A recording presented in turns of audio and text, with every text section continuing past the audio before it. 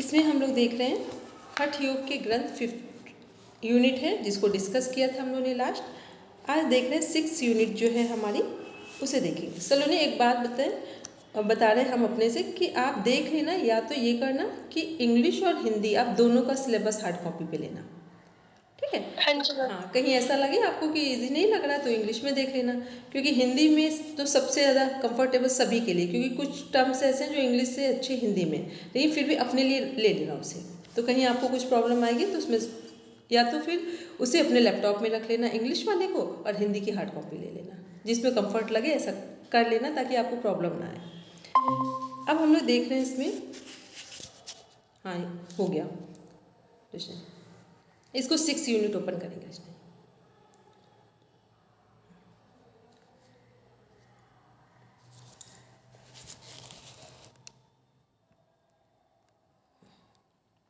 ठीक है, सभी को दिखाई दे रहा है? सलोनी दिख रहा है स्क्रीन पे?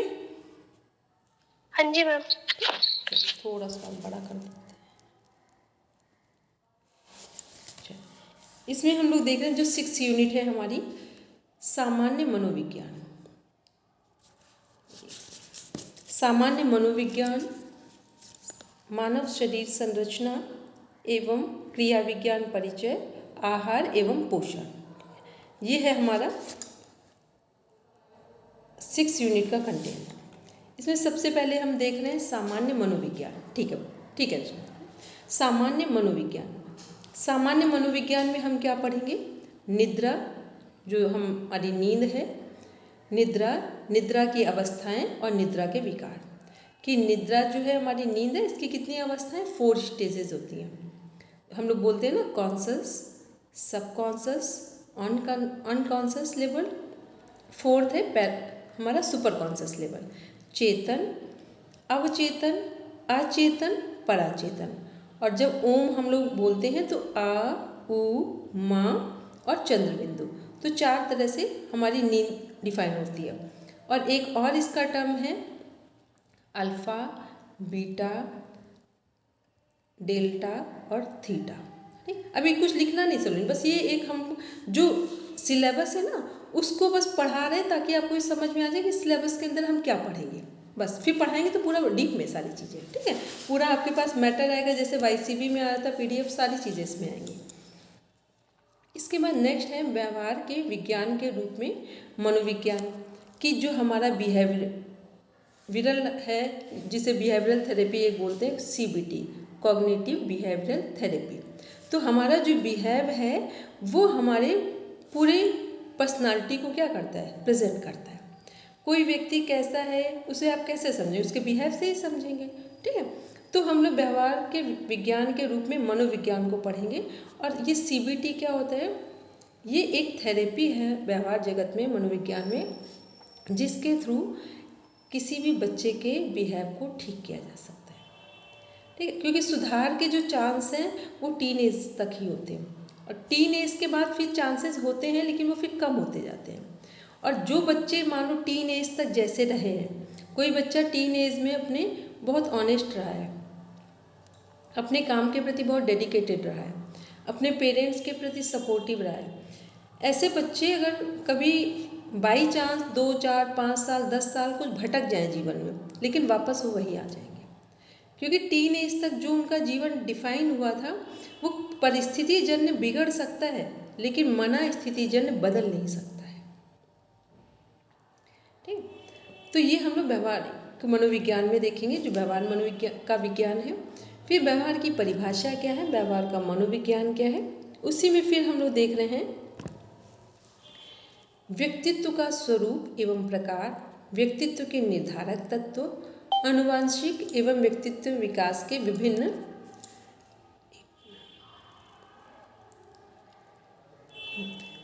रूप एवं अवस्थाएं। तो इसमें क्या है, जो हमारा पर्सनालिटी है उसको बारे में देखेंगे कि टाइप्स ऑफ पर्सनालिटी क्या है। सिंपल हम लोग देखते हैं 3 तरह का व्यक्तित्व होता है। एक अंतर्मुखी, इंट्रोवर्ट, एक होता है एक्सट्रोवर्ट, बहिर्मुखी व्यक्तित्व, एक होता है एम्बिगुअस पर्सनालिटी। ये क्या होता है? उभयमुखी। उभयमुखी का मीन्स क्या होता है कि जो हमारा व्यक्तित्व है 3 तरह में डिफाइन है। अंतर्मुखी, ठीक है, मतलब जो लोग अपनी बात एकदम से एक्सपोज नहीं करते हैं, बोलते नहीं हैं, लेकिन उनकी समझ शक्ति बहुत होती है। आप देखना जो लोग बहुत नहीं बोलते उनका समझने का जो ग्रेस्पिंग पावर है वो बहुत स्ट्रांग होता है। दूसरे होते हैं कि उन्हें नॉलेज भले ही कम हो लेकिन कॉन्फिडेंस के साथ अपनी चीज़ एक्सप्रेस करते हैं बच्चे, ये बहिर्मुखी व्यक्तित्व है।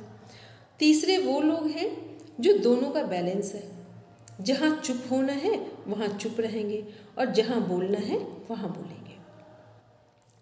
उभयमुखी जो व्यक्तित्व है ये क्या है, संतुलित व्यक्तित्व में काउंट किया जाता है कि बैलेंस है दोनों का, क्योंकि मोस्टली क्या देखा जाता है, एक होता है व्यक्तित्व, या तो अंतर्मुखी या बहिर्मुखी।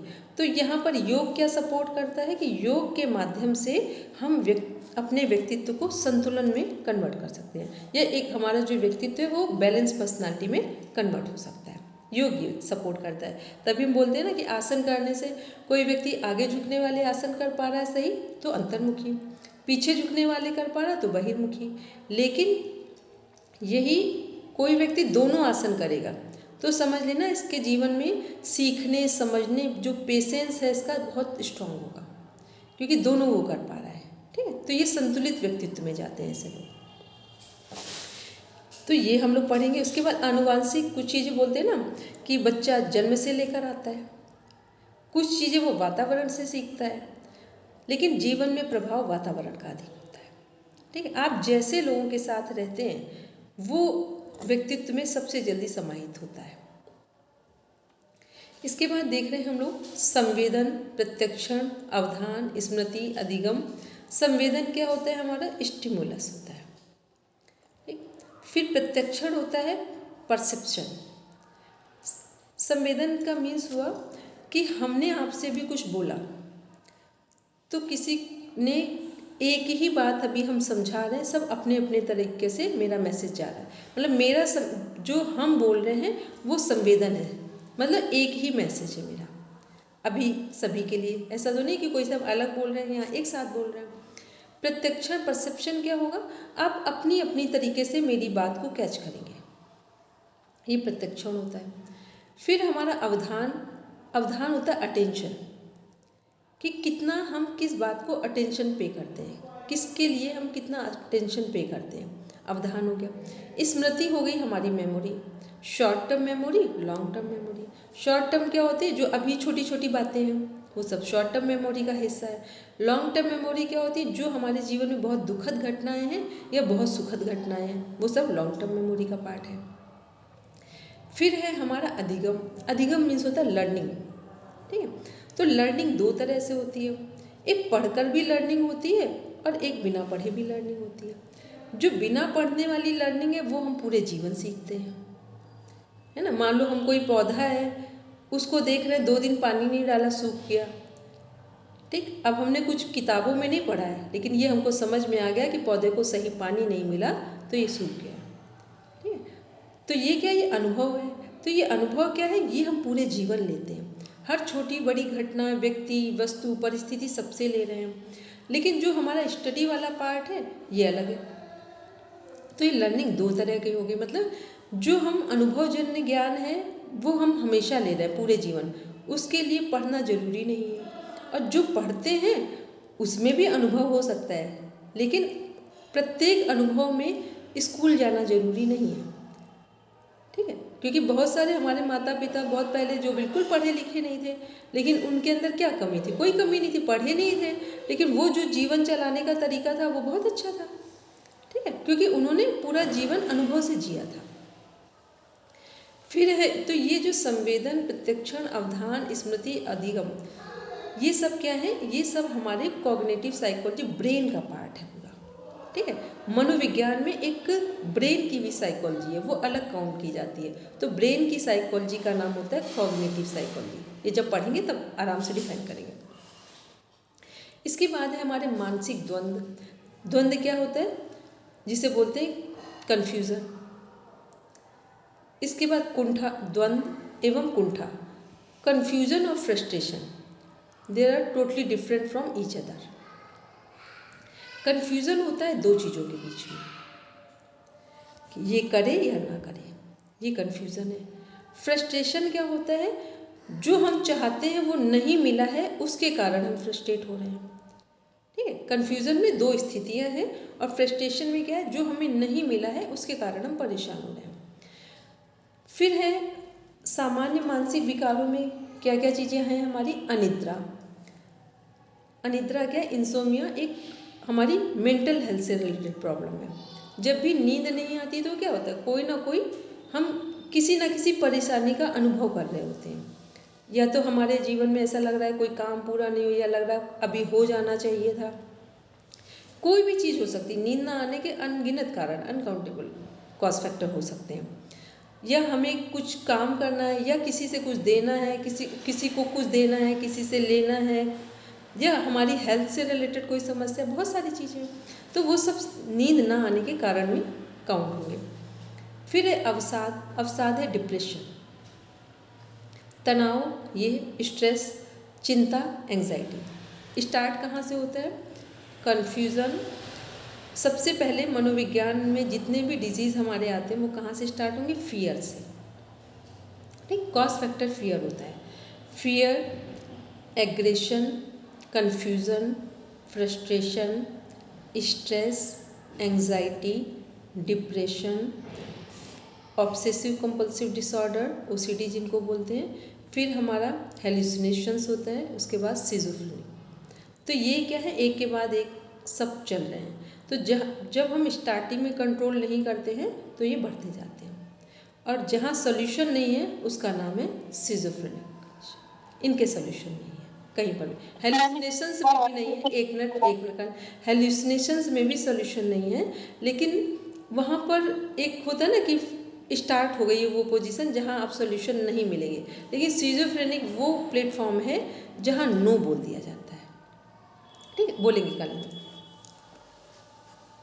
मैम इसकी सीक्वेंस एक बार फिर से रिपीट कर देंगे। Fear, aggression, confusion, frustration, stress, anxiety, depression, OCD, obsessive compulsive disorder होते हैं, तो शॉर्ट फॉर्म में लिख लीजिए ओसीडी, हेलुसिनेशंस, और लास्ट है सिजोफ्रेनिक। तो ये हम लोग पढ़ेंगे मनोविज्ञान में। इसमें जो मनोविज्ञान का पार्ट है वो बहुत यूज़फुल पार्ट है बिल्कुल लाइफ में का। इसके बाद नेक्स्ट आते हैं हम लोग मानव शरीर रचना एवं क्रिया विज्ञान का परिचय। इसमें क्या है, इसमें मोस्टली हम लोग ने पढ़ रखा। सलोनी यहाँ कुछ दिक्कत आने वाली नहीं क्योंकि हम लोग पढ़ चुके हैं। और रचना जी आपने पढ़ा नहीं भी है तो, लेकिन आप ये नहीं कहें कि परिचित नहीं है, तो यहाँ पर उसको डीप में डिफाइन करेंगे। ठीक है, ये है हमारा कोशिका ऊतक। इसमें क्या क्या पढ़ेंगे उनको बस मेन चीज़ों को देखते हैं। Cell, tissues, organ, system, whole body formation, ये हमने फर्स्ट में देखा। इसके बाद नेक्स्ट है कंकाल तंत्र, स्केलेटन सिस्टम, 11 सिस्टम है इसमें हम लोगों के, मस्कुलर सिस्टम। फिर नेक्स्ट है हमारा पाचन तंत्र, उत्सर्जन तंत्र, डाइजेस्टिव सिस्टम और हमारा एक्सक्रीटरी सिस्टम। इसके बाद नेक्स्ट हम लोग देख रहे हैं वृक्क की क्रियाविधि। वृक्क क्या है, किडनी से रिलेटेड है, जिसे बोलते हैं एक्सक्रीटरी सिस्टम। ठीक है, वृक्क किससे संबंधित है, एक्सक्रीटरी सिस्टम से। तंत्रिका तंत्र एवं ग्रंथियाँ, तो तंत्रिका तंत्र हमारा नर्वस सिस्टम हो गया। इसके बाद है हमारा तंत्रिका तंत्र के बाद है संवेदी तंत्रिका तंत्र,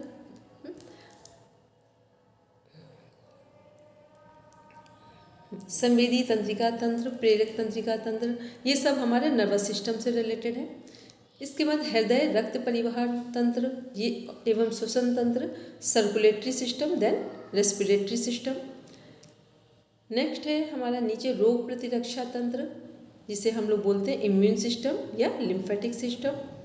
तो ये लास्ट है प्रजनन तंत्र, रिप्रोडक्टिव सिस्टम। इसको पूरा हम लोग डायग्राम के साथ, इस बार इसको हम नहीं पढ़ाएंगे, इसको एक एक्सपर्ट पढ़ाएंगे। ठीक है, वो बहुत अच्छे से डिफाइन करेंगे इसको। हमने भी खैर जितना बढ़िया कर सकते थे कि वो शायद हमसे और ज़्यादा अच्छा करेंगे। इसके बाद नेक्स्ट है हमारा आहार एवं पोषण, डाइट एवं न्यूट्रिशन।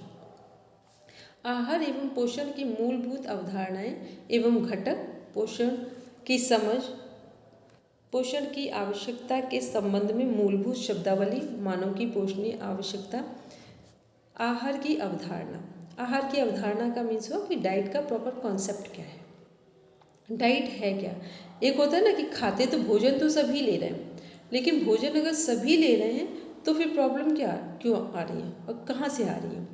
क्योंकि भोजन को अभी हम लोग एज ए मेडिसिन नहीं ले रहे हैं।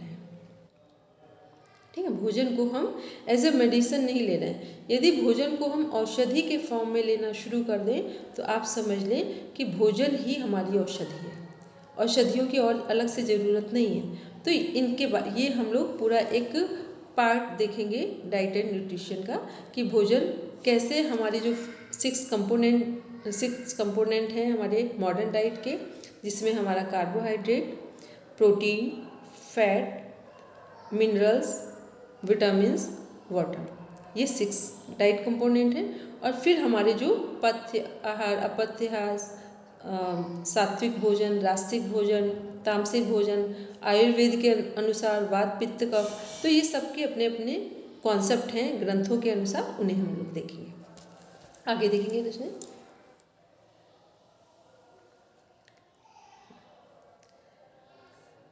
फिर ये पूरा हम लोग डाइट वाला पार्ट है जिसे, और इसमें जो लास्ट है खाद्य समूह अनाज एवं तृण धान्य, ये जहाँ अनाज एवं तृण धान्य लिख दिया जाता है, ये इस समय मिलेट्स कितने लोग जान रहे हैं?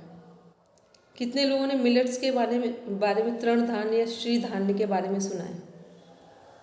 ठीक है, तो ये क्या है, इसमें जो हमारे 5 तरह के मिलेट्स हैं, ये 5 तरह के मिलेट्स यदि कोई ले रहा है, और लेकिन ये ध्यान रहे सभी लोग कि ये जो मिलेट्स का कॉन्सेप्ट दिया है जो फूड साइंटिस्ट हैं हमारे डॉक्टर खादिर अली, ठीक, वर्ल्ड इंडिया से हैं, वर्ल्ड में कनेक्ट किए जाते हैं food scientist doctor Khadir Ali. उन्होंने इस पर इतना बड़ी रिसर्च है, कभी डालेंगे तो आप पूरे एक उनका जो देखेंगे वीडियोस और उनका जो काम है भारत में और बाहर, तो आपको आश्चर्य होगा कि बड़ी से बड़ी डिजीज़ को भी केवल मिलेट्स के द्वारा ठीक किया जा सकता है, केवल अपनी डाइट को ठीक करके। इसके बाद हम तो ये सारी चीज़ें हम पढ़ेंगे, और BMI पढ़ेंगे, BMR पढ़ेंगे कि बॉडी मास इंडेक्स क्या है, कितना हमारा वेट है, और जो हम डाइट ले रहे हैं वो कितनी रिच डाइट होनी चाहिए।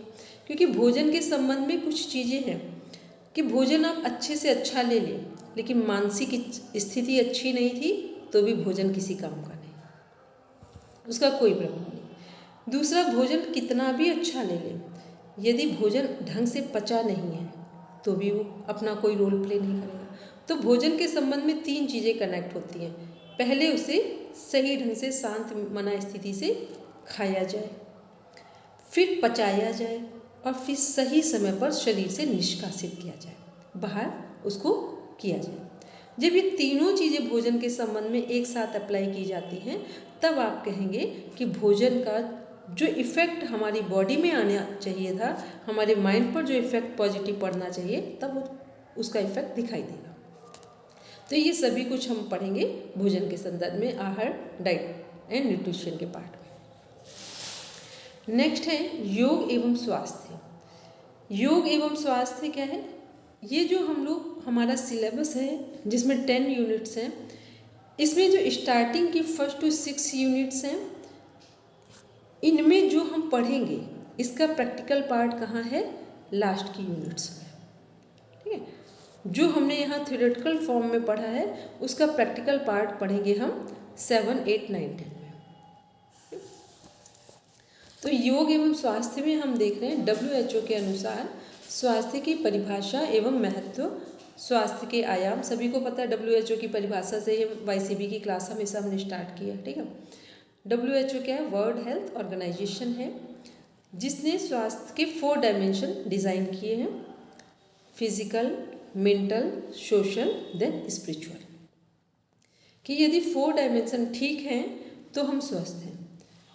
जो हमारे, यदि हम साइकोलॉजी को उठाएंगे तो वहाँ देखेंगे केवल हमारे 3 आयाम हैं, शारीरिक, मानसिक, सामाजिक, फिजिकल, मेंटल, सोशल। ये आध्यात्मिक आयाम रिसेंट में जोड़ा गया है, ऐड किया। क्यों किया गया है?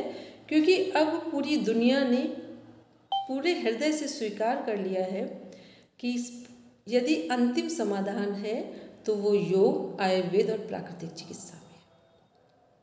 ये सभी ने मान लिया, जो एलोपैथी के डॉक्टर्स हैं, एक्सपर्ट्स हैं, पूरी दुनिया में। हमने एक कॉन्फ्रेंस तो खुद वर्ल्ड वाइड अटेंड की है ऋषिकेश एम्स में, तो वहाँ पे जितने एक्सपर्ट, पहली बार हमने देखा था ये जो हमारी एक उंगली है, सब हाथ की अलग, ये इस उंगली में फर्स्ट के एक्सपर्ट अलग है, फर्स्ट पॉइंट के, सेकंड के अलग है, थर्ड के अलग है। यदि कैंसर किसी को हो जाए या कुछ हो जाए तो इसके एक्सपर्ट अलग जगह होंगे, इसके अलग है, इसके अलग है। मतलब इतना दुनिया विकसित हो चुकी है। वो लोग कह रहे थे कि हम केवल टाइम पास करने के लिए दवाएं देते हैं, इसलिए देते हैं कि वो दवाएं 10% काम कर सकती हैं, इसलिए उन्होंने ऐसा बोला कि 10% से ज़्यादा काम नहीं करेगी। जो काम करता है वो आपका लाइफ स्टाइल, आपका सोचने का पैटर्न और आपका डाइट, जो योग का जीवन है, वही आपको स्वस्थ कर सकता है। तो उन लोगों ने एक बात बोली थी कि हम लोग जब बीमार होते हैं तो हम अपनी दवाई नहीं खाते हैं, एलोपैथी यूज़ नहीं करते, हम डायरेक्ट नेचुरोपैथी, आयुर्वेदिक योग में जाते हैं। ठीक, अभी भी हम लोग ने सिद्धू का देखा, नवजोत सिद्धू एक बहुत बड़ा एक क्रांति की तरह उनकी चीज़ आई है। सामान्य व्यक्ति के घर में होता है ना, ऐसा नहीं है, ना जाने कितने लोग 4th स्टेज के कैंसर से ठीक हुए, मेरे पास लोग हैं ऐसे, ठीक है। और सामान्य चीज़, लेकिन जन सामान्य की बात पर लोग भरोसा नहीं करते। वो क्या है, उनकी डॉक्टर वाइफ है ऑलरेडी, ठीक है, फिर वो वर्ल्ड कहाँ, अमेरिका कहाँ कहाँ सब जगह बाहर दिखा कर आए थे। 97% डैमेज थी वो, 3% को जीरो माना जाता है, ठीक है। उसमें 40 डेज में कोई 4th स्टेज के कैंसर को इतनी टिपिकल सिचुएशन में, सबसे पहली बात तो ये है कि उनके जज्बे को सलाम। इस कंडीशन में कोई व्यक्ति आशा बनाए रखे ठीक करने की, ये सबसे बड़ी बात है, ठीक है। तो वो ठीक हुई। तो ये क्या है कि अब जो हमारा जो कुछ भी हम खा रहे हैं, पी रहे हैं, यदि हम अपनी डाइट को, लाइफ स्टाइल को ठीक कर लें तो हमें किसी दवा की ज़रूरत नहीं है। तो क्या है कि योग क्या है, योग हमें एक पूरा फिटनेस देता है, हमारे सोचने समझने के पैटर्न को चेंज करता है। डाइट क्या है, जैसा खाएं अन्न वैसा बने मन, ठीक, वो हमें ताकत दे रहे हो। आयुर्वेद क्या है, एक कॉम्बिनेशन है मौसम के अनुसार, अपनी प्रकृति के अनुसार, कि जो हम खा रहे हैं वो किस मौसम में कितना, और अपनी प्रकृति के अनुसार, और यदि हमें कोई डिजीज़ है तो उसके अनुसार डाइट की मात्रा या डाइट का जो टेस्ट है, या उसको ये कह दें कि कम ज़्यादा करना है, वो मात्रा में ये आ गया, टेस्ट हो गया, और ये कि कौन से टाइम उसे लें, ये आयुर्वेद का पार्ट हो गया। तो ये तीनों ही चीज़ें यदि हम अपने डेली रूटीन में शामिल कर लें तो आप देखेंगे हम डेली स्वस्थ रहेंगे, ठीक है। तो ये हम लोग पढ़ेंगे, ये हम सब लोग देख रहे हैं। WHO की जो डेफिनेशन थी वहाँ पे जो हम 3 आयाम बता रहे थे, क्योंकि WHO वाला ये जो पार्ट है ये आयुर्वेद से कनेक्ट होगा, पूरा लगभग ये आयुर्वेद से कनेक्ट होगा। तो इसमें हम लोग ने देखा कि स्वास्थ्य के संबंध में क्या चीज़ें हैं, कि स्वास्थ्य हमारा कैसे बनता है, तो स्वास्थ्य के संबंध में हमने बताया कौन कौन सी चीज़ें आवश्यक हैं। फिर 3 चीज़ें, ये क्वेश्चन पूछा जाता है कि WHO में, इसी क्वेश्चन से हमने स्टार्ट किया था जो हमने डिफाइन किया अभी, कि फिजिकल, मेंटल और सोशल, ये 3 हमारे पहले से कनेक्ट थे। पूछा जाता है 4th डायमेंशन किसे कनेक्ट किया गया है, चौथा आयाम कौन सा है, तो वह है आध्यात्मिक, ठीक। इसके बाद है त्रिगुण की अवधारणाएं।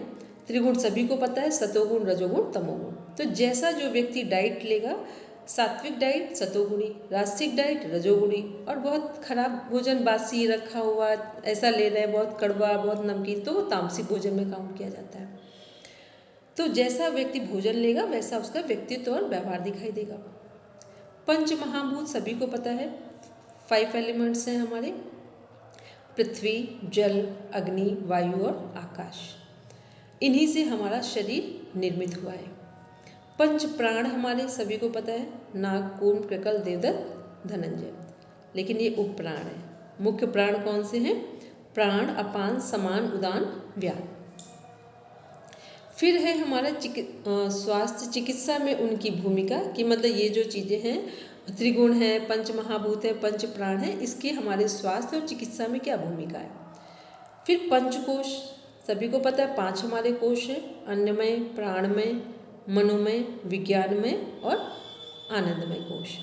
मतलब ये बताया जा रहा है कि जो कोश अपना सही से काम नहीं करेगा उसी से संबंधित हमारे रोग उत्पन्न होंगे। जो प्राण ठीक से काम नहीं करेगा उससे संबंधित रोग उत्पन्न होंगे। जो हमारे ये पंच महाभूत हैं, मान लो किसी को बार बार किडनी की में प्रॉब्लम आ रही है तो पंच महाभूत में क्या डिस्टर्ब है, जल तत्व, क्योंकि किडनी किससे संबंधित है, जल से संबंधित है। नहीं? तो ये जब पढ़ाएंगे तब सारी चीज़ों को डिफाइन करेंगे। उसके बाद है नेक्स्ट हमारा, इसी में षट चक्र, सभी को पता है षट चक्र यदि हम नीचे से काउंट करें, मूलाधार, स्वाधिष्ठान, मणिपुर, अनाहत चक्र, विशुद्धि चक्र, आज्ञा चक्र। तो ये सबको इनकी स्वास्थ्य में क्या भूमिका है इसको देखेंगे। नेक्स्ट है स्वास्थ्य संरक्षण में योग की बचावीय भूमिका। जीवन शैली के रूप में योग हेयम दुख मनावतम। तो जो हमारे योग दर्शन में किस दुख को दूर करने की बात की गई है, आने वाले दुखों को, जो भविष्य में होने वाले दुख हैं उनको यदि हम आज चाहें तो दूर कर सकते हैं। दुख का मतलब जो भविष्य में होने वाले रोग हैं उन्हें हम कंट्रोल कर सकते हैं। मान लो अभी हम सही डाइट लेंगे, हम लोग देर रात सोएंगे तो क्या होगा, आगे आने वाले समय में स्ट्रेस एंजाइटी हो जाएगा, थोड़े दिन बाद डायबिटीज़ हो जाएगी। तो ये क्या है कि जो चीज़ें हमें भविष्य में नहीं चाहिए तो आज ही हम अपना रूटीन ठीक करें। इसके बाद इसी में है हमारा स्वास्थ्य के अंतर्निहित कारण तापत्रय एवं क्लेश। तापत्रय हमारे 3 हैं, क्लेश हमारे 5 हैं, अविद्या, अस्मिता, राग, द्वेष, अभिनिवेश। इनके हमारे शारीरिक रोगों में क्या भूमिका है उसे देखेंगे। फिर व्याधि, आलस्य, अंगमेजत्व एवं श्वास प्रश्वास। व्याधि क्या है हमारा, इसी में शरीर से संबंधित रोग। आलस्य भी हमारे शरीर में आता है। अंगमेजत्व मीन्स होता है कि हिलना, कुछ लोग बैठे होते हैं तो हाथ हिल रहे हैं, पैर हिल रहे हैं, कभी पेन चल रहा है, क्या पेन की डॉट आगे पीछे कर रहे हैं, मुख में रख रहे हैं, तो ये सब क्या है, ये सब अंगमेजत्व, मतलब हमें खुद ही नहीं पता कि हम क्या कर रहे हैं। तो ये क्या है, ये शरीर से संबंधित रोग है। इसी में है हमारा श्वास प्रश्वास, हमें पता ही नहीं चलता कब हम श्वास ले रहे हैं और कब हम छोड़ रहे हैं। तो इसको ठीक करने के लिए हम लोग क्या अभ्यास करते हैं, प्राणायाम का, ताकि हम इतने अवेयर हो जाएं कि हमें पता रहे कि हमने श्वास कितनी देर में लिया है, कहाँ तक लिया है, गले तक, चेस्ट तक या नाभि तक। तो जब हम नाभि तक श्वास लेंगे तो हमारा स्वास्थ्य अच्छा होगा। तो ये देखेंगे। इसके बाद नेक्स्ट है मानसिक एवं भावनात्मक अस्वस्थता। मानसिक एवं भावनात्मक अस्वस्थता क्या है हमारी, जिसमें स्त्यान आता है। स्त्यान मीन्स होता है जो हमारे पास काम है करने के लिए उस पर हमारा मन ना लगना। संशय क्या है, ये गलत लिख गया है, संशय लिखा हुआ है यहाँ पर, ठीक है। जो जो लोगों के पास अभी हार्ड कॉपी में हो आपका सिलेबस, जिनके हाथ में है वो ठीक कर लेंगे। इस्तेयार के बाद संशय लिखा हुआ है। संशय का मीन्स होता है डाउट्स। यदि कोई व्यक्ति हर समय डाउटफुल कंडीशन में रहे तो वो भी मेंटल हेल्थ का शिकार हो जाएगा, मानसिक रोगों का शिकार हो जाएगा। प्रमाद मीन्स क्या होता है, हर समय काम को पोस्टपोन करना, आज नहीं कल सुबह जल्दी उठेंगे, कल नहीं परसों प्रैक्टिस कर लेंगे। तो ये क्या है, ये भी हमारे मानसिक रोगों को उत्पन्न करता है। अविरति मीन्स होता है जो हमें काम मिला है करने के लिए, जो हम कर रहे हैं उसी समय हमें उसके अपोजिट करने का मन करे। जब हम पढ़ रहे हैं तो हमें क्या लगता है कि हम खेल लेते तो अच्छा होता, या टीवी देख लेते तो अच्छा होता। और जब हम टीवी देखते हैं तब क्या समझ में आता है कि पूजा कर लेते तो अच्छा होता। ये बहुत कन्फ्यूज़न होता है जीवन में।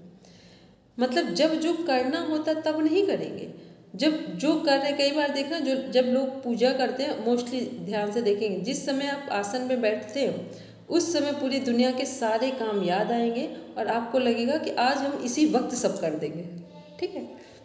और फिर नहीं होगा। इसीलिए जिनको पूजा में बैठना हो ना, वो अपने काम निपटा कर तब बैठे, तो फिर वहाँ कुछ नहीं याद आएगा, क्योंकि ये सब चीज़ों को खुद में ही सुधारना होता है। इसके बाद क्या है हमारा भ्रांति दर्शन। भ्रांति दर्शन मीन्स होता है हमको लगता है कि ये ठीक है, ये ठीक नहीं है। भ्रांति का मतलब होता है इल्यूजन्स, कि हम जो कर रहे हैं हमें लग रहा है अनुलोम विलोम ठीक नहीं है, रचना जी भस्त्रिका कर रही है प्राणायाम, ये ज़्यादा ठीक है। जबकि आपको ये नहीं पता एक ही टीचर है तो वो टीचर हमको देखकर ही तो बता रहा होगा, जिसकी जैसी डिजीज़ होगी वैसे ही तो उसे दवा दी जाएगी। ठीक है, तो डॉक्टर्स के पास सभी लोग आते हैं लेकिन दवाएं सेम नहीं होती हैं। तो क्या भ्रांति दर्शन मीन्स ये भी हमारा एक मानसिक रोग है, तो इसे भी हमें दूर करना होता है। इसके बाद है अलब्ध भूमिकत्व और अनावस्थित तत्व। अलब्ध भूमिकत्व मीन्स होता है कि साधना करते समय हम जिस भूमि को उपलब्ध होना चाहते हैं उसे उपलब्ध नहीं कर पा रहे हैं। अनावस्थित तत्व मीन्स होता है कि जो हमें मिल गया है साधना में के क्षेत्र में या जीवन में, उसको हम मेंटेन नहीं कर पा रहे हैं। कई बार होता है ना कि हम किसी पोस्ट में को तो प्राप्त कर लेते हैं, कोई पोस्ट मिल जाती है, लेकिन उस पोस्ट को मेंटेन नहीं कर पाते हैं। जीवन में किसी चीज़ को प्राप्त करना सरल है पर उसको बनाए रखना कठिन है। तो ये क्या है, ये सब हमारे मन से संबंधित समस्याएं हैं। इसी में है दुख एवं दौर्मनस्य। दुख हमारे 3 प्रकार के हैं, आध्यात्मिक दुख, भौतिक दुख और आदि दैविक दुख। दौर्मनस्य क्या है, दौर्मनस्य मीन्स होता है कुंठा, just like a frustration. Frustration हमने हमेशा बोला जरूरी नहीं है कि फ्रस्ट्रेशन का मीन्स कोई बड़ी बात हो सकता है कि आपकी इच्छा 1 रुपए के सामान की हो। कभी आपने देखा छोटे बच्चे को एक टॉफ़ी लेनी होती, उसकी जगह आप पूरा घर के बड़े बड़े सामान दे दें, उसके हाथ में 1000 रुपये भी रख दें, पर उसको वो समझ नहीं आता है, वो उसको 1 रुपए की टॉफ़ी समझ में आती है। ठीक, तो ऐसे ही हम लोगों के जीवन में भी होता है। कई बार हमारी इतनी सद्बुद्धि नहीं होती है कि हम दूरदृष्टि रख पाएँ तो छोटी चीज़ से हम बड़ी चीज़ को देख पाएँ। तो ये क्या है, ये सब भी हमारे मानसिक एक तरह से विकार ही हैं। मेंटल हेल्थ के इश्यूज़ हैं जिनके कारण हमारी पर्सनालिटी प्रॉपर तरीके से डेवलप नहीं हो पाती है। इसके बाद हम लोग देख रहे हैं इसके आगे यौगिक आहार। जब हम लोग 6 यूनिट में देख रहे थे तो वो वहाँ क्या था, मॉडर्न डाइट कंपोनेंट्स है। यहाँ देख रहे हैं हम लोग यौगिक आहार। यौगिक आहार में जो हमारे हठ प्रदीपिका, घेरन संहिता, हठ रत्नावली, उपनिषदों में और हमारे जैसे तैत्तिरीय उपनिषद है, श्रीमद् भगवद गीता में सभी जगह आहार की बात की गई है। आहार की बात सभी जगह क्यों की गई है, क्योंकि आहार हमारा फर्स्ट रोल प्ले करता है हमारे जीवन में। हम कुछ भी जीवन में साधना कर पाएँ या ना कर पाएँ ये मैटर नहीं करता है, लेकिन आप डाइट सही ले रहे हैं, बहुत ईमानदारी का धन आ रहा हो, प्रेम से आप बना रहे हो, शांत मना स्थिति से खा रहे हो, तो हो सकता है बहुत साधारण भोजन कर रहे हो, तब भी आपका मानसिक स्तर बहुत ऊंचा होगा, आत्मबल मनोबल बहुत ऊंचा होगा, और आप बहुत अच्छे से अच्छा भोजन ले रहे हैं, पर कैसे भी आ रहा है, कोई भी बना रहा है, किसी भी टाइम खा रहे हैं, खड़े होके खा रहे हैं, लेट कर खा रहे हैं, टीवी देखकर खा रहे हैं, तो ऐसा अच्छे से अच्छा भोजन भी आपके जीवन में कोई परिवर्तन नहीं लाता है।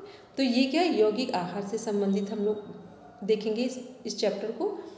इसमें है आहार का सामान्य परिचय, मिताहार की अवधारणा, पारंपरिक अवधारणा, शारीरिक बनावट, प्रकृति के अनुसार भोजन का चुनाव, और सात्विक, राजसिक एवं तामसिक भोजन।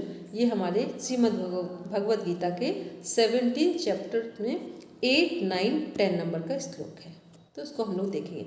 अब हमने आपसे बोला था कि जो स्टार्टिंग से कि 1 से 6 यूनिट हैं उसका ही कंटेंट अब हम लोग देख रहे हैं। प्रैक्टिकल पार्ट योग दर्शन 4th यूनिट में है, ये सारी चीज़ें 2nd यूनिट में है। अब जो देखेंगे वो उसी से संबंधित होगा। कुछ एक टीचिंग पार्ट में थोड़ी सी चीज़ें डिफरेंट लगेंगी, बाकी सब कुछ सेम है। जो बैक देख आए हैं उसका प्रैक्टिकल पार्ट यहाँ देख रहे हैं। इसके बाद है घेरन संहिता, हठ प्रदीपिका और श्रीमद् भगवद गीता के अनुसार आहार की अवधारणाएं। सभी में आहार के बारे में बताया गया है कि श्रीमद् भगवद गीता में ऊपर देखा, घेरन संहिता में सबको पता है, वहाँ पर भोजन की बात की जा रही कि हमें आधा पेट भोजन करना है और 1 पार्ट हवा के लिए और 1 पार्ट पानी के लिए छोड़ना है। इसको एक एग्जाम्पल से समझ लें। यदि हमें 4 रोटी खाने की भूख है, 4 जो हमारी चपाती है वो लेनी है हमको, तो हमें पता है कि 4 हमें आरी ज़रूरत है, तो इसको लेंगे कैसे, घेरन संहिता के अनुसार कि 2 रोटियां खाएंगे, 1 रोटी का स्थान पानी पीने के लिए छोड़ेंगे और 1 हवा के लिए छोड़ेंगे। ठीक, क्योंकि जब आप बहुत पेट भर के भोजन कर लेते हैं तो ऑक्सीजन क्रॉस नहीं होता है ब्लड के साथ,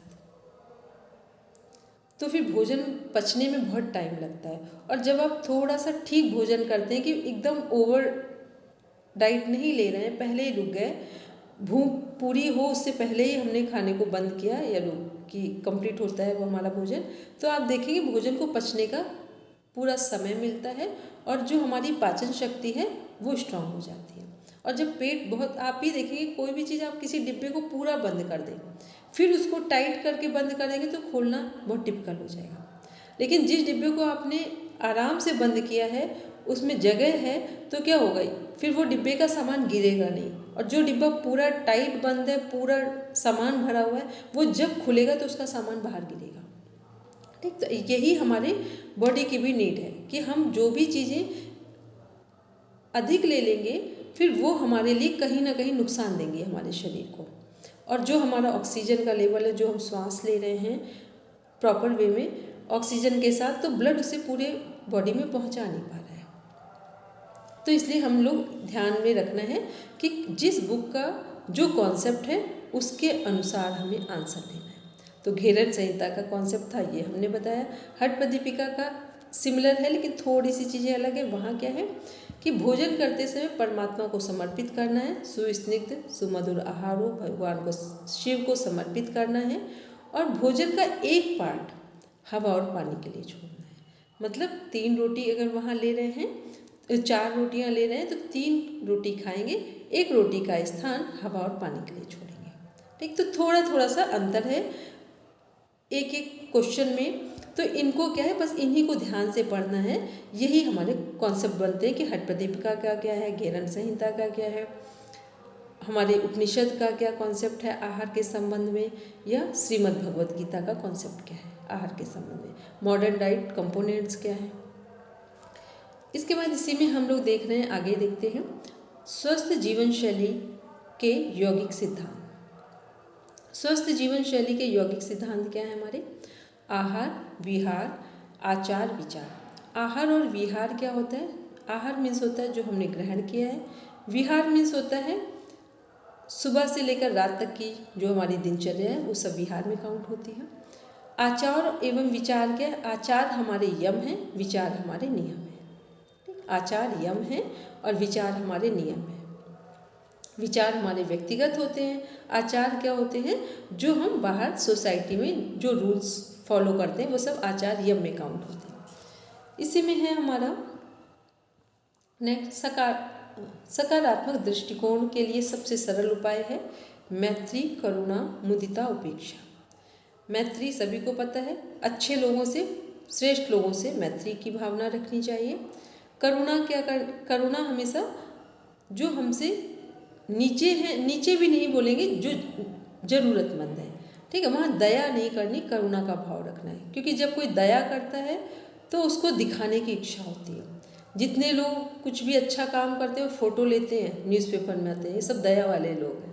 ठीक, करुणा जब किसी के मन में आती है ना तो व्यक्ति व्यक्ति से जुड़ता है, फिर वो कभी नहीं चाहेगा कि मेरी बात दूसरे को भी पता चले कि हमने इसको कोई सपोर्ट किया है, और पूरे जीवन करके चला जाएगा, दूसरा व्यक्ति जान भी नहीं पाएगा कि इस व्यक्ति को किसी ने सपोर्ट किया है। क्योंकि करुणा जब किसी के मन में होते हैं ना तो वो कभी अपेक्षा नहीं रखता है कि इससे हमें कुछ मिले, उस समय भाव होता है कि इसको हमसे क्या मिल जाए और इसको पता भी ना चले। ठीक, ये करुणा है। तो योग में, अध्यात्म में करुणा की आवश्यकता है, दया की आवश्यकता नहीं है। तो ये हमारा करुणा हो गया। नेक्स्ट है मुदिता। मुदिता क्या मीन्स होता है, जब भी संत पुरुष श्रेष्ठ जनों से, गुरुजनों से, सद्गुरुओं से मिलना हो तो प्रसन्न होकर जाएंगे, कितनी भी तकलीफ हो, क्योंकि वो तो खुद ही हमको देखकर हमारे आने से पहले उन्हें पता था कि ये किस बात से पीड़ित है। तो वहाँ यदि हम प्रसन्नता का भाव रखेंगे तो उनकी जो ब्लेसिंग्स होती है ना वो ऑटोमेटिक आती है।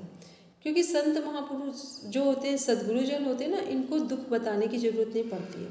ये यदि हैं तो, क्योंकि मेरे जीवन का बहुत गहरा अनुभव है इस बात का, यदि वो सच में संत महापुरुष हैं तो फिर उनको कुछ बताने की आवश्यकता नहीं पड़ती है। तो वहाँ हम मुदिता, प्रसन्नता के साथ जाएंगे तो हमें ब्लेसिंग्स मिलेंगी। उपेक्षा का मीन्स क्या हुआ कि हमें हर उस व्यक्ति वस्तु परिस्थिति की उपेक्षा करनी चाहिए जो हमारे लिए अनुकूल नहीं है, ठीक। लेकिन हमने फिर बोला व्यक्ति वस्तु की परिस्थिति की उपेक्षा कर जो अनुकूल नहीं है, लेकिन ओवरऑल पर्सनालिटी की बात नहीं की जा रही है, क्योंकि ओवरऑल पर्सनालिटी की बात करेंगे तो इस दुनिया में कोई भी ऐसा नहीं मिलेगा जिसमें 10 के 10 सद्गुण ही हो, ठीक है। कोई ना कोई तो कमी हर व्यक्ति में होगी। ये हो सकता है रेशियो कम ज़्यादा हो, लेकिन सभी में कमियां होती हैं। तो जिस व्यक्ति का जो सद्गुण नहीं है, दुर्गुण है, बस उसकी उपेक्षा करेंगे। अभी हम लोग क्या करते हैं, एक बच्चा है, सब कुछ अच्छा है, वो सुबह जल्दी नहीं उठ पाता है या वो मैथ्स में अच्छा नहीं कर पाता है, तो हम क्या बोलते हैं, ये पढ़ने में बेकार है, ये हर काम में बेकार है। ऐसे ही हम लोग अपने पार्टनर के संबंध में कुछ तो है कि गलत चीज़ें हैं, वो गलत हैं, लेकिन हर समय अगर हमें बुराई दिखे तो फिर समझना कि फिर हमें चेक करना है, क्योंकि कुछ तो होती हैं चीज़ें जिनको सही में इग्नोर करना चाहिए, लेकिन हर चीज़ को नहीं। तो जहाँ अच्छा है वो अच्छा है, जो गलत है वो गलत है, क्योंकि ओवरऑल इग्नोर करने से पता है उसका रिजल्ट क्या आता है, फिर हम भी अपना कभी सही एस्टिमेट नहीं कर पाएंगे। जो हमारा एस्टिमेशन सही होना चाहिए, तो हम अंडर एस्टिमेट करेंगे अपने आप को या ओवर एस्टिमेट करेंगे, क्योंकि हमारे अंदर भी तो अवगुण हैं, तो हमारे अंदर के अवगुणों की भी उपेक्षा करनी है। तो मान लो हमें बहुत आलस आ रहा है किसी काम करने में, तो किसकी उपेक्षा करनी, आलस्य की उपेक्षा करनी। किसी की हम बहुत बुराई कर रहे हैं, तो किसकी उपेक्षा करनी है कि बुराई नहीं करनी है। तो जैसे व्यक्ति वस्तु परिस्थिति की उपेक्षा दूसरों में कर रहे हैं, ऐसे ही हमें अपने जीवन में भी करनी है। उपेक्षा का मतलब है जो चीज़ें हमारे जीवन में बाधाएं पहुंचा रही हों, उनसे हमें अपना बचाव करना है। तो ये क्या है, ये हम पढ़ेंगे 7th यूनिट में। आगे देखेंगे एक बार 8th यूनिट में आते हैं।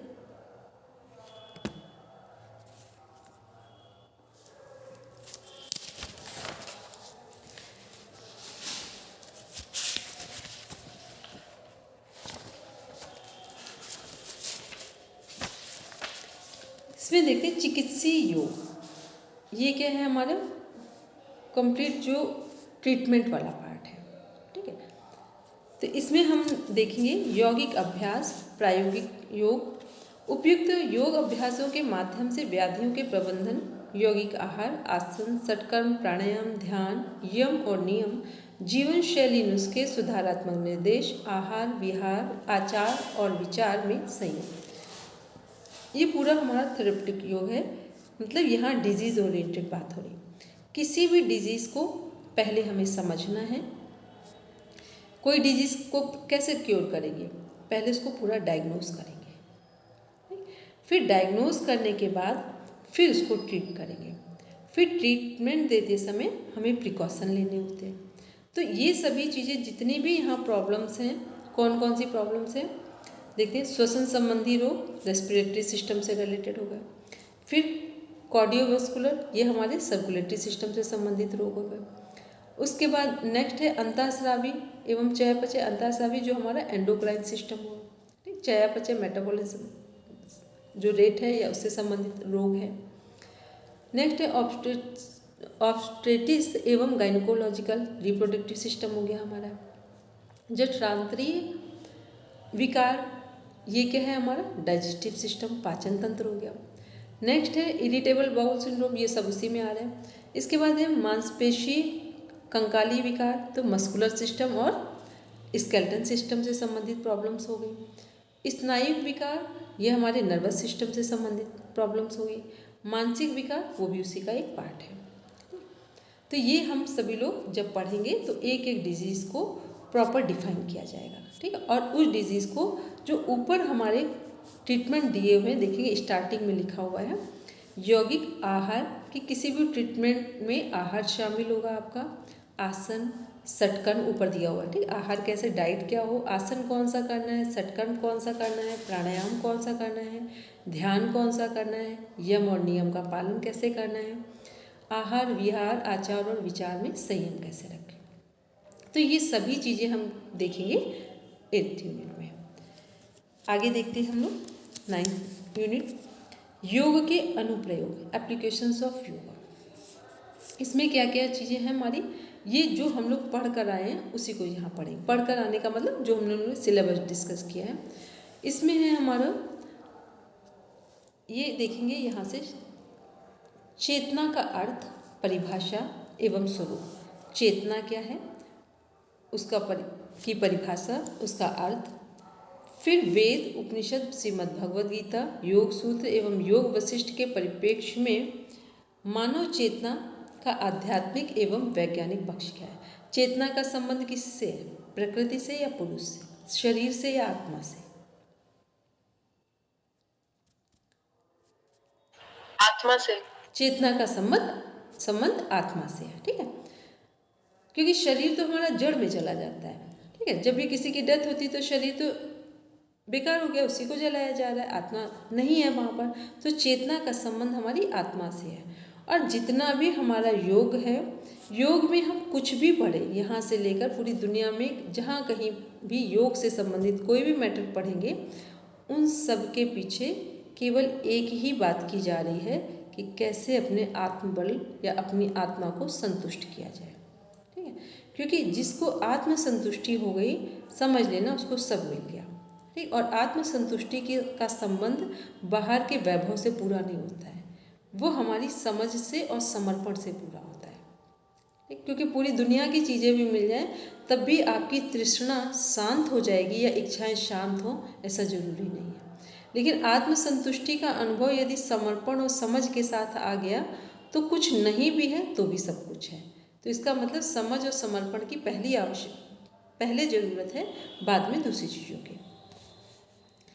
फिर इसी में देख रहे हैं मानव चेतना के विकास में यौगिक जो विधियां हैं, तो इस अपनी चेतना का विकास किसके द्वारा हो सकता है? भक्ति योग, ज्ञान योग, कर्म योग, मंत्र योग, अष्टांग योग, हठ योग। जो जैसा जिसकी प्रकृति है वैसा वो चुनाव करेगा। किसी व्यक्ति को मंत्र करना अच्छा लगता है, किसी को ध्यान करना, किसी को शारीरिक आसन करना अच्छा लगता है, प्राणायाम करना अच्छा लगता है, किसी को भक्ति समर्पण का भाव अच्छा लगता है। मतलब सबका अपना अपना एरिया है। प्राणायाम बस एक ऐसी टेक्निक है जो किसी को भी संतुलन में ला सकती है। इसलिए योग में प्राणायाम को आधार माना जाता है कि कोई व्यक्ति, किसी व्यक्ति को कुछ भी ना पता हो, उसे भी आप प्राणायाम करवा दें तो उसके जीवन में एक नई चेतना का संचार हो जाता है। इसके बाद नेक्स्ट है इसी में शिक्षा में योग। योग शिक्षा की प्रमुख विशिष्टताएं, योग शिक्षा के घटक। योग शिक्षा के घटक क्या है? शिक्षक और विद्यार्थी और शिक्षा, ठीक। किसी भी शिक्षा में तीन ही चीज़ें होती हैं। शिक्षा में कौन से तीन घटक होंगे? शिक्षण, विद्यार्थी और टीचर, ठीक। शिक्षण जो पाठ्यक्रम है हमारा, पढ़ रहे हैं, एक गुरु शिष्य। अब योग में जाएंगे तो गुरु, शिष्य और पाठ्यक्रम, तीन चीज़ें हो गई, ठीक। तो ये तीन घटक है हमारे, और इन्हीं पर हमारी शिक्षा आधारित होगी। योग में जब बात करते हैं तो मूल्य आधारित शिक्षा की बात की जाती है, क्योंकि जो मनुष्य है अगर उसके जीवन से मूल्य का मीन्स हो गया ह्यूमन वैल्यूज़, मॉरल वैल्यूज़। यदि हमारे जीवन से वैल्यूज़ को हटा दें, मूल्यों को हटा दें, तो फिर पशु हम लोगों से कहीं अधिक अच्छे हैं, ठीक है। इस धरती पे नुकसान कौन पहुंचाता है? केवल मनुष्य, और कोई इस धरती पर नुकसान नहीं पहुंचाता है, ठीक है। केवल मनुष्य ही है जो धरती को स्वर्ग भी बना सकता है और धरती को नर्क भी बना सकता है, ठीक। इसके बाद है हमारा योग एवं शिक्षण में जो विधि है, शिक्षण एवं अधिगम, ठीक है। शिक्षण हर जगह होता है, अधिगम हर जगह नहीं होता है, ठीक है। शिक्षण का मतलब शिक्षण व अधिगम, शिक्षण और लर्निंग, ठीक। अब इसको ध्यान से भी समझेंगे। हमने बोला शिक्षण और लर्निंग, अधिगम का मीन्स होता है लर्निंग। यहाँ शिक्षण का संबंध है, उसको हमने गलत बोला था लेकिन आप लोग समझ नहीं पाए थे, ठीक। शिक्षण का मतलब है शिक्षा से संबंधित, सीखने का मतलब है हम जीवन पर्यंत सीखते हैं, ऐसे संबंधित अभी हमने पहले कुछ बताया था। हम जीवन पर्यंत सीखते हैं। सीखने के लिए शिक्षण की आवश्यकता नहीं है, पर प्रत्येक शिक्षण के लिए लर्निंग की आवश्यकता है, ठीक है। सीखने में मान लो हमने कहा सच बोलना है, पेड़ को गिराओ मत, पेड़ को काटो मत, या पेड़ कोई पौधा है उसके पास आग मत जलाओ, तो ये क्या है? ये इससे आपने सीखा, इसमें हमने कोई शिक्षण ना इसका कोई एग्ज़ाम होना है, लेकिन जब शिक्षण की बात होगी तो उसका एग्ज़ाम होगा, उसकी डिग्री आएगी। ठीक है, तो शिक्षण में प्रत्येक शिक्षण के पीछे सीखना अवश्य है, प्रत्येक टीचिंग के पीछे लेसन या लर्निंग जरूर होगी, लेकिन सभी लर्निंग के साथ टीचिंग जरूरी नहीं है। कितने लोगों की लाइन समझ में आ रही, वो हैंड रेस करो है। ठीक है, तो सीखना क्या है, कहीं से भी हम कुछ सीख सकते हैं। हम लोग की मम्मी, अभी हम लोग आटा मैश कर रहे हैं तो उन्होंने बोला नहीं पानी कम डालो, पानी अधिक डालो, तो ये क्या हो गया, ये सीखना हो गया, इसका कोई एग्ज़ाम होने नहीं जा रहा है। ठीक है, तो ये सीखना, तो सीखना कहीं पर भी हो सकता है, लेकिन शिक्षण सभी जगह नहीं होगा। इसके बाद हम लोगों का है इसी में अवधारणा, दोनों में संबद्धता, शिक्षण के सिद्धांत, अध्यापन विधियाँ, अर्थ एवं कार्य क्षेत्र तथा इनको प्रभावित करने वाले कारक, विधियाँ, वैयक्तिक, सामूहिक, अधिसंघ, इनको सारी चीज़ों को समझाएंगे। ठीक है, ये सब क्या है, लेसन प्लानिंग में भी आएंगे सभी। फिर उत्तम पाठ योजना के आवश्यक तत्व, ये प्रॉपर लेसन प्लानिंग है योग में। इसके बाद लास्ट है इसी में पाठ योजना के नमूने, कि कैसे कैसे आप हम लोग प्रोजेक्ट वर्क करते हैं, वो इसी में कनेक्ट होगा कि कैसे हम अपनी चीज़ों को प्रोजेक्ट के थ्रू प्रेजेंट करते हैं। फिर है इसी में एक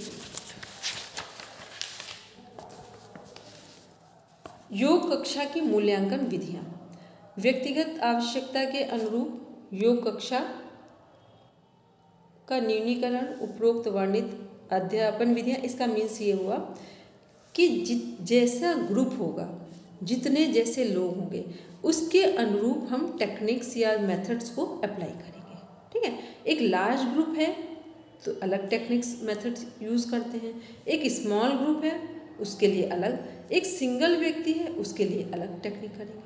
ठीक है, जब हम लोग बड़े ग्रुप में बात करते हैं तो वो बात करने का तरीका अलग होता है, या योग सिखाने का, जब सिंगल व्यक्ति है तो वो अलग होगा। तो ये सारी चीज़ें क्या हैं, जैसी योग कक्षा होगी उसके अनुसार मूल्यांकन विधियाँ हैं, फिर उनको कैसे हम टैकल करेंगे, मतलब मूल्यांकन विधियों का मीन्स हुआ कि किस विधि को कहाँ अपनाया जाएगा। फिर है योग कक्षा आवश्यक पहलू, क्षेत्र, योग कक्षा में बैठने का प्रबंधन, आयोजन, कि एडजस्टमेंट क्या होगा हमारी योग की क्लास का according two numbers of people, लोगों की संख्या के अनुसार। अध्यापन के प्रति विद्यार्थी का दृष्टिकोण, कोई भी व्यक्ति केवल एक ही शर्त पर इस दुनिया में कुछ सीख सकता है, वो कौन से 3 चीज़ें हैं, प्रणिपात, परिप्रश्न, सेवा।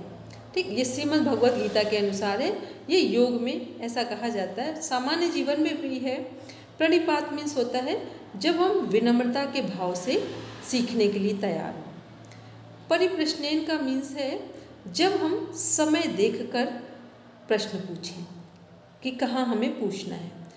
सेवा का मीन्स हुआ कि जो हमने सीखा है जब तक उसे हम सिखाएंगे नहीं तब तक हमें वो ज्ञान प्राप्त नहीं होगा। तो ये हम लोग ने किसके बारे में आज समझा कि जो हमारा 9th यूनिट है वो पूरा हमारे टीचिंग लेसन प्लान से संबंधित है, और इसमें कुछ और भी चीज़ें कनेक्ट हैं कि हमारा जो टीचिंग मेथड है वो कैसा होना चाहिए, जब हम प्रैक्टिकल क्लास ले रहे हैं, थ्योरेटिकल क्लास ले रहे हैं, तो हमें किन किन चीज़ों को प्लान करना है और कैसे कैसे प्लान करना है। इसके बाद देख रहे हैं हम लोग 10th यूनिट।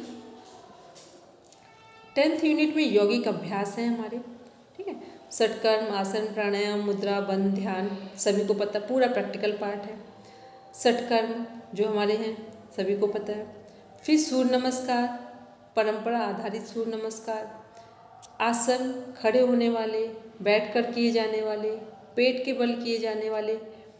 फिर है हमारा 1 मिनट प्रश्न ऊपर करेंगे, ठीक है, पेट के बल किए जाने वाले, फिर पीठ के बल किए जाने वाले आसन, संतुलन कारक जो आसन है, ध्यानस्थ होने की यौगिक अभ्यास, कि वो कौन कौन से अभ्यास है जिनमें हम ध्यान कर सकते हैं। तो वहाँ पर हमारे प्रणव एवं सोहम जप, योग निद्रा, अंतर्मौन, अजपा जप, अजपा जप, श्वसन प्रक्रिया जो है हमारी, ओम ध्यान, फिर विपश्यना और प्रेक्षा। विपश्यना किसका है? भगवान बुद्ध का दिया हुआ ध्यान है। प्रेक्षा भगवान महावीर का। महावीर द्वारा जो दिया गया है वो तो है, लेकिन इसमें दो चीज़ें पूछी जाती हैं, किस धर्म में जाएगा, क्योंकि भगवान महावीर ने किसी ऐसी टेक्निक का नहीं काम किया, तो इसलिए इसको धर्म में कनेक्ट किया जाता है कि बौद्ध धर्म से संबंधित विपश्यना मेडिटेशन है और जैन धर्म से संबंधित प्रेक्षा मेडिटेशन है। फिर बंद एवं मुद्राएं, जो हमारे मूल बंद, उद्यान बंद, जालंधर बंद, महाबंद। मुद्राओं में कौन कौन सी हैं आपकी? महामुद्रा, षडमुखी मुद्रा, तड़ागी मुद्रा, विपरीत करणी मुद्रा। समकालीन यौगिक अभ्यास हैं, यौगिक सूक्ष्म व्यायाम स्वामी धीरेन्द्र ब्रह्मचारी जी द्वारा दिए गए हैं। चक्री ध्यान, ये हमारा है एस व्यासा से डॉक्टर नगेंद्र जी के द्वारा दिया गया हुआ है। मन ध्वनि अनुकंप विधि, जो हमारे चक्रों पर मेडिटेशन किया जाता है। भावातीत ध्यान महर्षि योगी का है कि विचारों से पार हो जाना। इसके बाद ये है हमारा योग निद्रा, स्वामी निरंजनानंद सरस्वती जी के द्वारा दिया गया है। सविता ध्यान, ये DSVV देव संस्कृति विश्वविद्यालय है, आचार्य श्री राम शर्मा जी के द्वारा दिया। तो ये सभी चीज़ों को हमने ध्यान से देखा।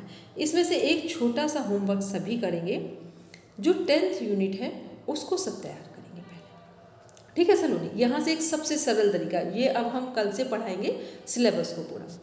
10th यूनिट की सब प्रैक्टिस करेंगे, क्योंकि ये सब आप लोग कर लेंगे। इसको जहाँ जो चीज़ें नहीं हैं उसको हम थोड़ा सा बताएंगे, बाकी चीज़ों को हम सब प्रैक्टिस करेंगे। कि मतलब पढ़ाएंगे हम पूरा, ये इसलिए बोला कि ताकि आपके अंदर एक कॉन्फिडेंस आएगा कि हमें इसमें क्या आता है, ठीक है? और जब हम स्टार्टिंग से पढ़ाएंगे तो पढ़ाना हमको पूरा कंप्लीट करना है, ठीक है? क्योंकि इसमें बहुत सारी डीप में भी चीज़ें हैं। तो लेकिन आप इसको करेंगे तो इसमें इससे ये हो जाएगा कि आपको क्लियर हो जाएगा बैठने वाले, लेटने वाले, कौन से आसन कैसे कर रहे हैं, सूर्य नमस्कार एक सिस्टम से करेंगे।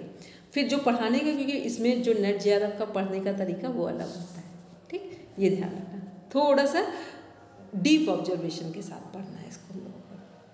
चलिए अब हम लोग करते हैं शांति पाठ। सलोनी आज इसको हार्ड कॉपी में ले लेना सिलेबस, ठीक है? आज से कल तक ले।